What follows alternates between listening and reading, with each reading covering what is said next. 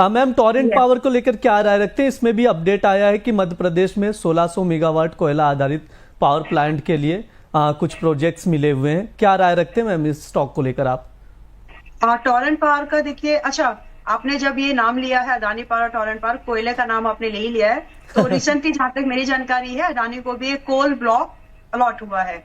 तो एक शिफ्ट आप लोग समझ सकते हैं कि जो शिफ्ट हम लोग सोलार विंड या फिर विंड के थ्रू देख रहे थे एनर्जी जनरेशन का, वो थोड़ा थोड़ा सा टेंटेड दिख रहा है। और जो बायो बेस्ड जो ट्रेडिशनल वे थे एनर्जी के, उस पर फिर से गवर्नमेंट का फोकस बढ़ रहा है, यानी माइनिंग की तरह, माइनिंग रिसोर्स की तरफ फिर से गवर्नमेंट के अप्रूवल्स, इंटरेस्ट दिख रहे हैं।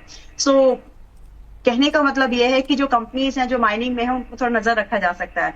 Well, coming back to the Torrent Pharma, अभी देखिए ये 1227 के भाव पर है, and I see this stock could reach again 1100 के भाव पर, and that should be the buying range. As of now this is not the good level to buy, and उसका रीजन ये है कि पिछले कई महीनों में अगर आप देखेंगे इसने एक अच्छी खासी मूवमेंट की है। तो पुल बैक तो बहुत अच्छा हो चुका है already, but still there is a scope कि स्टॉक थोड़ा सा और स्लाइड हो। तो आप या तो उसका वेट कर लीजिए अगर आप पेशेंट रख सकते हैं, और एल्स करंट लेवल पर अगर आपको इंपल्सिव बाय लेना है तो ध्यान में रखिएगा, you might need to average this stock near to 1100।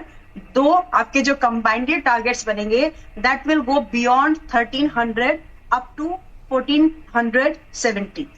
जी बिल्कुल, 1300 और 1470 के आसपास का टारगेट लेकर चल सकते हैं। मैम की राय